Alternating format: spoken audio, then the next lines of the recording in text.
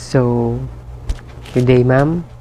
I am Arnold Peligrino and I am here to discuss the chapter 17, which titled the special topics. So, in this chapter, the learning objective is discuss the various special laws affecting tourism industry, identify situations and problems where these special laws may be applied as solutions, and lastly is identify some tourism establishment that implement as well as not implement these special laws. So, senior citizen law. So, Republic Act number 9257, also known as the Senior Citizen Law of 2004, was enacted to provide senior citizens the following: grant of 20% discounts on all prices of goods and services offered to the general public, regardless of the amount purchased from the establishment, irrespective of classifications relative to the utilizations of service for the exclusive use of senior citizens in the following hotels and similar lodging establishments, restaurants, and recreational. So, a minimum of 20% discounts on admissions fees charged by the theaters, cinema houses, and concerts halls, circuses, carnivals, and other similar places of cultures, leisures, and amusement for the exclusive use or employment of senior citizens. So, at least 20% discounts in fare for domestic air and sea travel based on the actual fare, including the promotional fare, advance booking, and similar discount fare for the exclusive use and enjoyment of a senior citizen. 20% discount in public railways, including LRT, MRT, PNR skyways, and fares in buses, jeepneys, PUG taxis, and shuttle services for the exclusive use and enjoyment of senior citizen. So, Consumer Act of the Philippines, RA 7394, on April 13, 1992. The following government agencies are tasked in the enforcement thereof: the Department of Health with respect to food, drugs, cosmetics, devices, substances; the Department of Agriculture with respect to products related to agriculture; and the Department of Trade and Industry with respect to other consumer products not specified above in Section 10. In the enforcement of the said law, the government agency mentioned above are tasked with the following functions. First is to develop and provide safety and quality standards for consumer products, including performance or use-oriented standards, codes of practice, and methods of test. Second is to assess the consumers in evaluating the quality, including safety, performance, and comparative utility of consumer products, and to protect the public against unreasonable risk of injury associated with consumer products.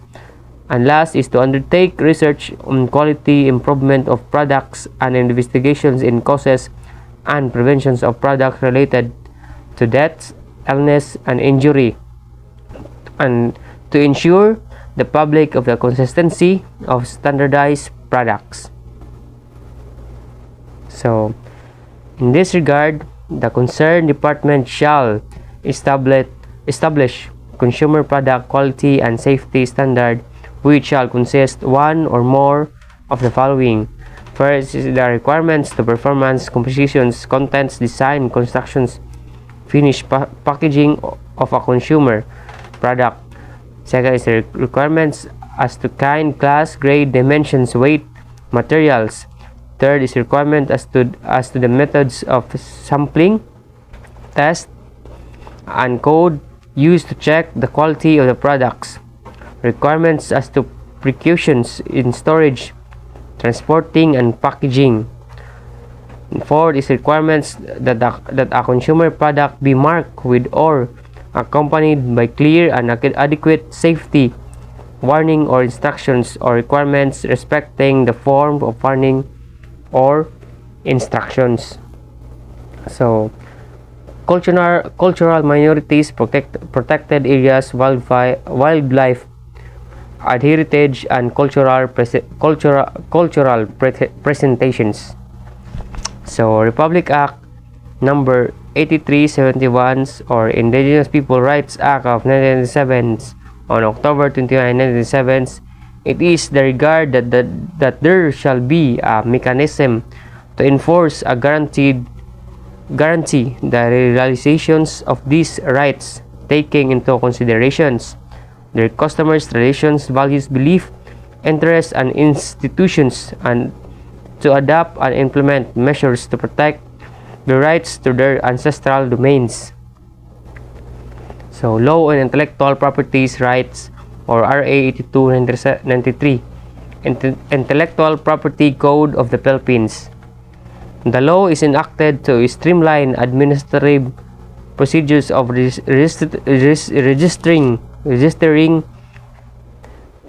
patents, trademarks, and copyright, to liberalize the registrations on transfer to technologies, and to enhance the enforcement of intellectual property rights in the Philippines. The law on intellectual property rights is important in ensuring that the rights of inventors of machines, equipments, and gadgetry, authors or published materials composed of musical compositions, originators of ideas, concept, models, and systems, artists or designers of logos, artwork, diagrams, and designs are protected.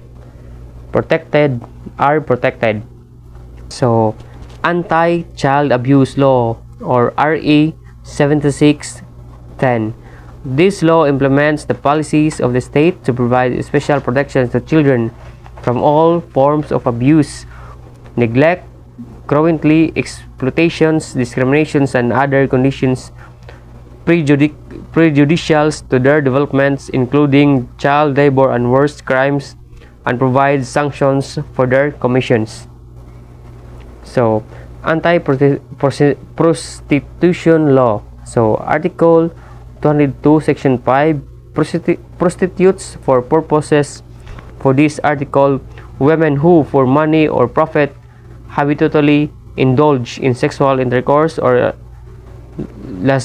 lascivious conduct are deemed prostitute. So, discussion of the law.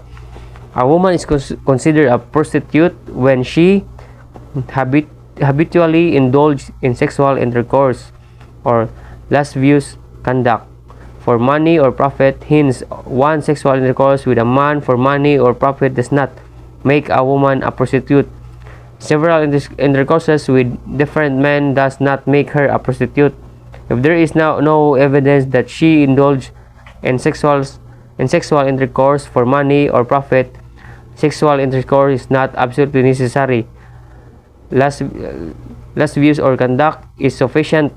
The penalty for committing prostitution is imprisonment or a fine or both in the discretions of the court. International law on tourism. The World Tourism Organization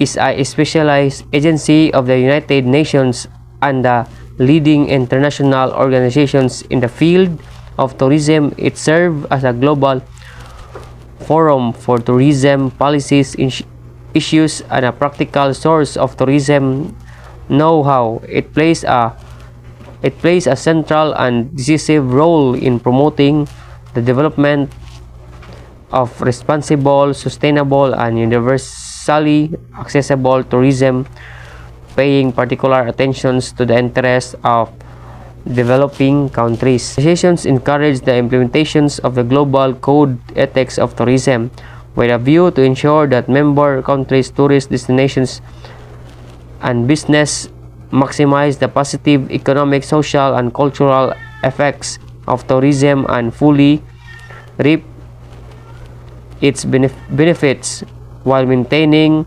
its negative social and environmental impact. Health tourism. Health tourism is tourism associated with travel to health spas or resort destinations where the primary purpose is to improve the traveler's physical well-being through a regimen of physical exercise and therapy, dietary control, and medical services relevant to health maintenance. So, tourism research.